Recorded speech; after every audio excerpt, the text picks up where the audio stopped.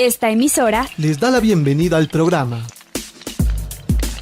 Encuentros con la Filosofía, para conversar poniendo en duda nuestras certezas, con la participación abierta de profesores de la Universidad Politécnica Salesiana, de la Universidad Central del Ecuador, de la Universidad Andina Simón Bolívar. Encuentros con la Filosofía. Se difunde semanalmente por las emisoras universitarias Infinito Digital, Voz Andina Internacional y Radio Faxo. Abrimos nuestros micrófonos.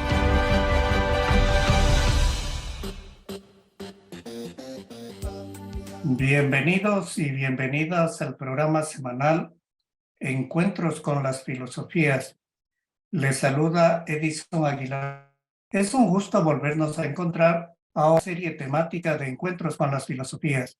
Una serie temática propone acercamientos específicos a temas filosóficos poco conocidos o ignorados para propiciar diálogos con otros saberes, sentimientos y conocimientos u otros territorios de pensamiento. Nos encontramos en la serie temática Filosofía Práctica, una propuesta del Centro Filosófico Amautay, un colectivo formado por filósofos y filósofas que colaboran en conjunto para fomentar la filosofía en la sociedad latinoamericana.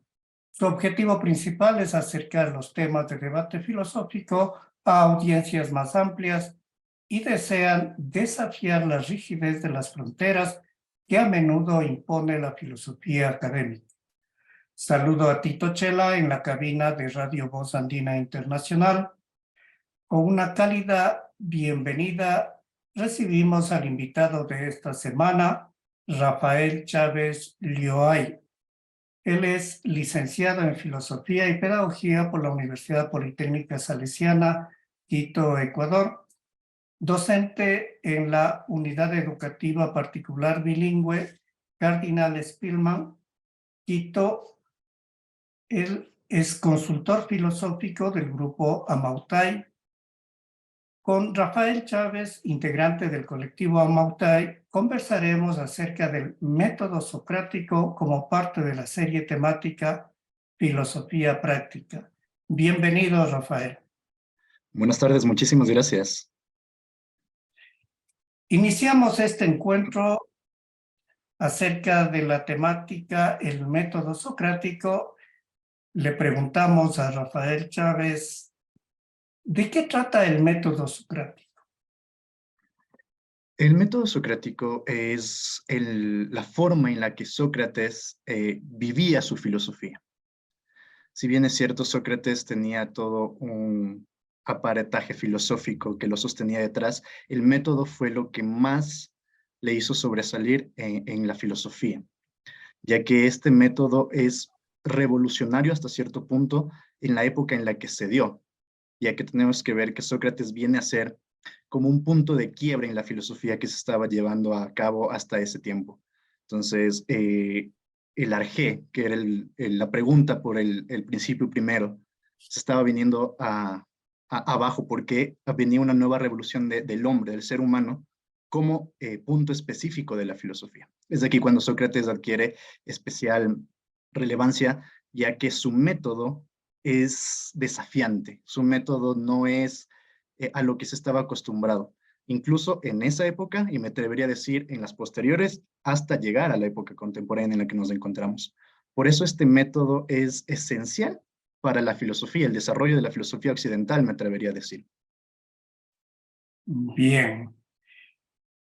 He encontrado que se hace distinciones o diferencias entre el método socrático, digamos, utilizado o propio de la filosofía, y el método socrático como un método en pedagogía.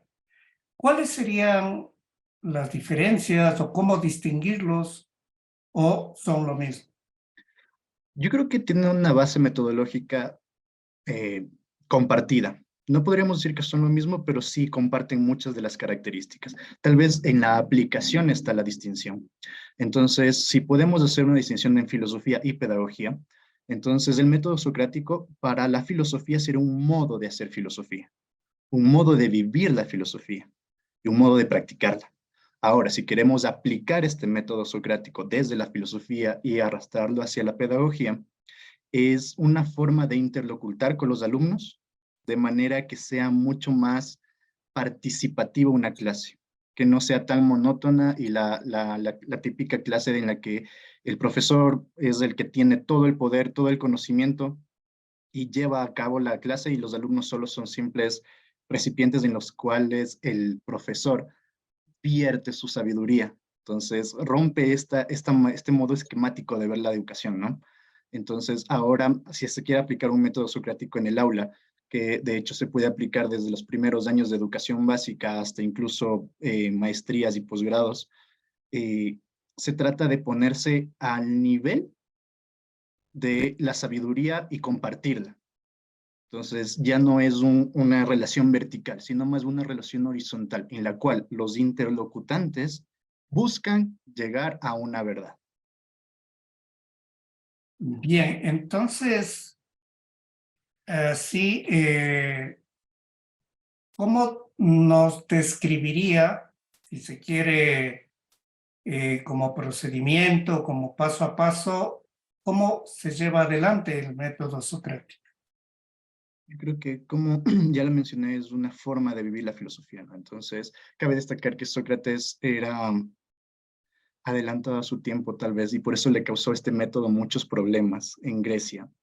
Entonces, si bien es cierto, Sócrates no hacía la filosofía como se venía practicando en aquel entonces con el surgimiento de las escuelas filosóficas, los movimientos filosóficos, sino más bien Sócrates salía a las calles de Grecia, en Atenas, a interlocutar con personas que tenían algo de conocimiento, según él, acerca de algún tema.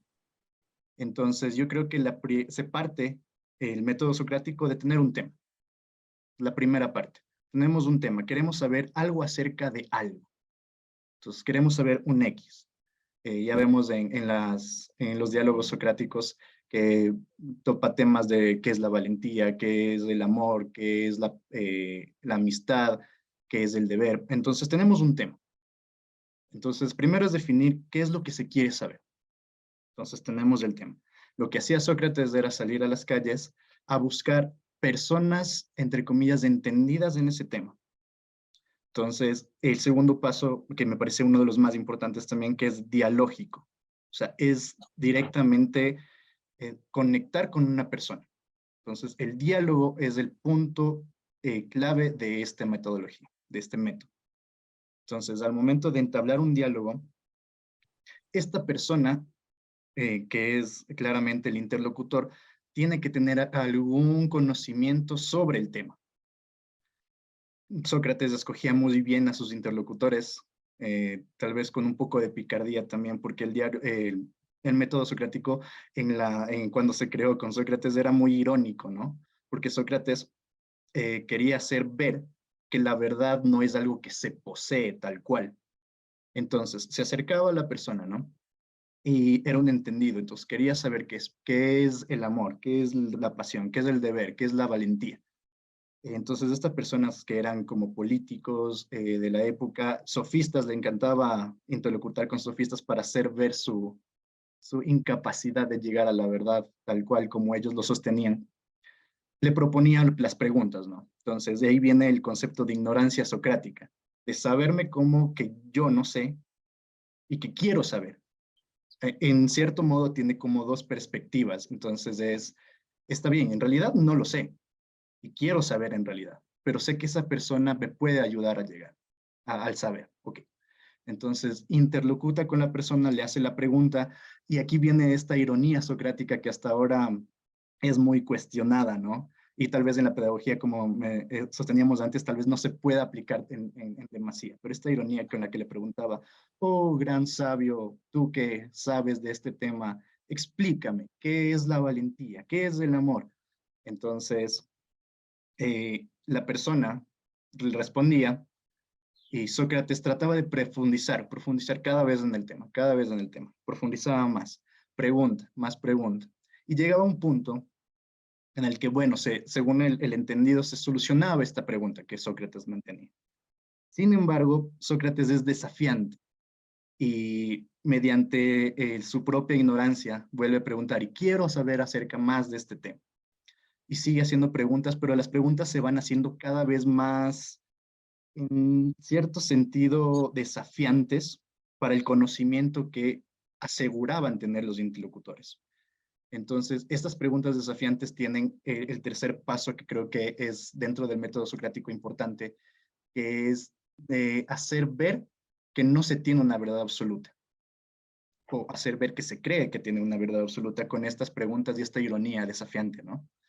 Entonces, una vez que los interlocutores, hay que también tener en cuenta en los diálogos socráticos de Platón, que hasta es un poquito, por así decirlo, cansón Sócrates, que pregunta y pregunta y trata de hacer ver cada vez más error, cada vez más contradicción, cada vez más falta de lógica, hasta que el interlocutor, bueno, se sabe y dice, bueno, picó tanto que también me hace dudar de lo que yo se suponía que creo que sé.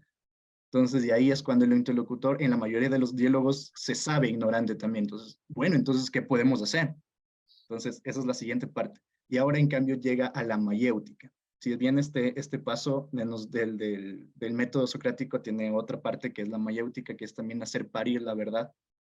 Entonces, al hacer reconocer a su interlocutor de sus contradicciones, de que toda la verdad que suponía tener no es la entera, trata de ahora ya, entre los dos, generar un conocimiento nuevo. Entonces, por eso también le consideran de dialéctico a este método, ¿no? Hacemos antítesis, antítesis y juntos formamos una síntesis y sacamos un conocimiento. Hacemos parir la verdad. Entre los dos interlocutantes pueden hacer mucho más que una sola persona que creía ser entendida en esta parte, ¿no? Y esta contrapregunta y este método que también usaba, propone ahora Sócrates una manera de discusión, de debate para llegar a la verdad.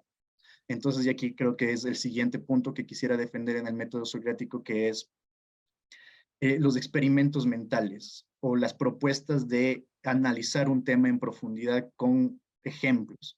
Entonces, aquí para poner un ejemplo, cuando toca el tema de la valentía en el Laques, cuando Sócrates dialoga con Laques y Niceas, se pone dos cosas contrarias, que puede ser la valentía. Entonces dice, la valentía puede ser ir al frente, tomar acción de algo, ponerse al frente y hacer algo. Pero la valentía también, después propone él mismo, puede ser no hacer algo, privarse de hacer algo, y eres valiente por hacerlo. Entonces los interlocutores dicen, entonces, valentía es hacer, no hacer, al mismo tiempo, ¿puede un concepto tener estas dos vertientes al mismo tiempo? Entonces, es esta forma de Sócrates de escarbar más en la verdad, ¿no? Y cuando logra hacer esto, es cuando los interlocutores por fin se dan cuenta que hay algo más. Hay algo más. Entonces, al momento de que llegan a este punto, y es bastante irónico, ¿no? Que siempre busca la verdad, pero no la alcanza. Está tan cerca, pero el diálogo como que termina, y son diálogos aporéticos, que significa que no tienen solución fehaciente. Se ahondó en el concepto, se hizo un conocimiento mucho más grande, pero al final queda como abierta la posibilidad de mucho más conocimiento. Y es aquí cuando los interlocutores como que retoman la ignorancia socrática, y es hacia dónde quiere ir el método socrático. Tenemos algo más que saber. Hacia dónde vamos, hacia dónde nuestra conversación nos llevó, puede seguir hasta conseguir en serio la verdad. Y aquí viene también la paradoja, ¿no? Si alguna vez conseguimos la verdad, ¿ya estará completa nuestra acción filosófica? ¿Tendría sentido nuestra acción filosófica? Esta filosofía que en clases de filosofía se lo da, les encanta dividir a los profesores. Filosofía, amor por la sabiduría. Este amor por la sabiduría, si alcanzamos la total verdad, ¿estará obsoleta? Stephen Hawking dijo que la filosofía estaba muerta, ¿no? Entonces, es este método de decir que hay algo más. Bien, gracias, Rafael. Ahora, también deberíamos recordar que este parir construir, y el mismo Sócrates entiendo que hace la referencia a que es hijo de una partera, y las parteras lo que hacen es traer a la vida, es decir, no traen algo muerto, algo ya estático, sino que tiene vida y puede seguir su camino en esta construcción permanente, porque la verdad no se la alcanza, se la sigue persiguiendo, se la sigue buscando, se la sigue construyendo. Pero esta ha sido una muy buena descripción del método socrático para filosofar, en filosofía. Ahora, si nos gustaría que nos describa, en cambio, porque su formación también es en pedagogía, cómo se utiliza el mismo método, pero para filosofía para niños, para la formación en la escuela, en el bachillerato, con niños y con adolescentes. Entonces, porque ahí no hay un interlocutor que dice saber, sino son niños, pero como todos los seres humanos filosofamos, ellos también filosofan. Y seguramente hay elementos muy importantes y distintos de este método socrático para filosofar. Sí, ahora aplicado en el aula, el interlocutor ya no sería una sola persona, ¿no? Sería, y bueno, en los diálogos socráticos tal vez también no es solo una sola persona, a veces son más. Sin embargo, ahora sería el docente como el mayeuta, por así decirlo, la figura socrática, y los interlocutores o el interlocutor que sería un conjunto de personas, ¿no? Ya que estamos en educación, viéndolo desde la educación formal. Entonces, en el aula, aplicado en el aula sería, el interlocutor sería el conjunto de personas que están al frente de mí. Y aquí, justo lo que quiero remarcar lo que decía, que es saberse ignorante, pero saber que la otra persona también sabe algo. Y me ha pasado muchas veces de maneras sorprendentes en el aula. No tengo tanta experiencia con pequeños, pero sí con adolescentes, en la cual me sorprendo de la categoría de conceptos que manejan. Entonces, yo creo que en el ejercicio docente actual, o por así decirlo, eh, o tradicional, el docente siempre se supo como que tiene la verdad absoluta y los estudiantes son los que necesitan mi sabiduría para poder. No, pero al momento de hacer un diálogo, ponemos un tema, como le decía, ponemos un tema con el método socrático trayéndole al aula, ponemos un tema, el tema que se quiere dar. Entonces preguntamos, ¿no? ¿Qué entienden ustedes por este? ¿Qué entienden ustedes por amistad? Y me he llegado a topar con personas, adolescentes, que tienen una riqueza y un bagaje conceptual inmenso, pero no se dan cuenta de lo que están pensando.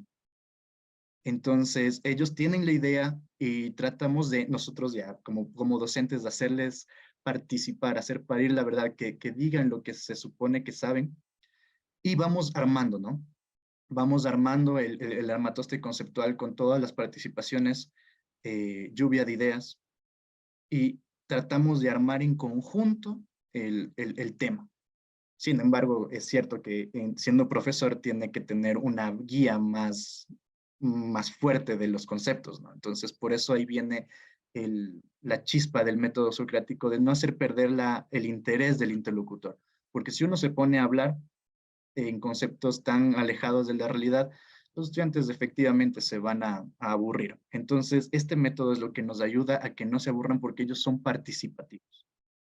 Entonces, ellos participan, ellos tratan de ejemplificar lo que saben, de sacar lo que saben, y mediante esta ignorancia socrática de saberme como persona que no estoy con el conocimiento total, no tengo el conocimiento de la verdad absoluta, entienden que ya no es una relación tan vertical, un poquito más horizontal, en la cual ellos se sienten seguros o confiados de aceptar que no saben algo, porque si algo también puedo criticar al sistema tradicional de educación es que el sistema de notas ha hecho que los alumnos se sientan culpables de no saber, se sientan culpables y no quieran preguntar porque se ha ridiculizado la forma en la que preguntan. Ah, ¿no sabes esto? Entonces, ¿para qué vienes a la escuela? Ah, ¿no entiendes estos contenidos? Entonces, ¿para qué? Entonces, creo que este método nos va a ayudar mucho a centrarnos también en el docente, no solo en el alumno, también el docente de saberse que en conjunto con sus alumnos puede crear conocimiento mucho más duradero, mucho más fehaciente, mucho más válido. Efectivamente, ya empezó a describirnos los efectos de este método socrático en la formación de los niños y de los jóvenes. Es decir, por un lado, aprender más y mejor. Por otro lado, valorizan su propio pensamiento, valorizan también y aprenden el valor de la pregunta, que me parece que es un camino a empezar a pensar con cabeza propia, como se diría, y además esto permitirá la formación de mejores personas, de mejores ciudadanos, de mejores seres humanos que también van a contribuir de otra manera a la democracia, por ejemplo, a las relaciones en la vida política, en la vida social, cultural, con los otros seres humanos. Si nos podría ampliar esta serie de, dirían, efectos, consecuencias que tiene el método socrático en la educación. Bueno, yo creo que el efecto es de doble vía, ¿no? Tanto para los alumnos como para el docente. Entonces ya tenemos el valor de la pregunta y el valor de la participación, el saberse como no un solo ente director de toda la sabiduría, sino que en conjunto se construye. Tenemos también el ejercicio mental, ya que yo siempre he dicho también a alumnos que no se dan cuenta de lo que están trabajando en la metodología. Entonces, poner un contraejemplo nos da la idea de ya un conocimiento más estructurado, de saber argumentar mejor lo que tengo y prepararme para un contraargumento. Entonces, este método también nos ayuda a hacer un ejercicio mental lógico de poder nosotros prepararnos para el conocimiento. A veces va a haber contradicciones y muchas veces casi irresolubles en el conocimiento, otras veces van a poder ser solucionar, pero tener este aparato conceptual que me permite a mí estar dispuesto a que alguien me contradiga, me parece un ejercicio muy válido en la adquisición de conocimiento. Entonces, tal vez pensándolo un poco también sería esta capacidad de reponerse ante los contraargumentos, ¿no? Y también de saber argumentar mucho mejor en toda mi postura. Entonces, en cualquier ámbito del conocimiento, como se dice, la filosofía es un saber que fundamenta los demás saberes, ¿no? Entonces, en otras temáticas podrían ya, sin darse cuenta ellos, lo que yo les digo, ustedes no se dan cuenta, pero lo están aplicando. Entonces, con esta experiencia que ustedes tuvieron en esta materia, podrían ya aplicarlo en otra materia. Entonces, argumenten mejor, investigan mejor, prepararse mejor, interlocutar mejor, que estamos en un mundo tan cambiante en la que la comunicación es clave. Entonces, este método nos ayuda también a prepararnos para interlocutar, debatir, conversar, dialogar y juntos llegar a un punto, a un eje que queremos llegar, un objetivo general. Entonces, y este trabajo también de trabajarse y conocerse a sí mismo para poder conocer a los demás, ¿no? Uno de los principales temas también de Sócrates, el conócete a ti mismo, ¿no? Entonces, mediante argumentos bien fundamentados, me conozco a mí mismo para poder defender mi posición. Hemos conversado sobre el método socrático para filosofar en la filosofía, el método socrático en la educación.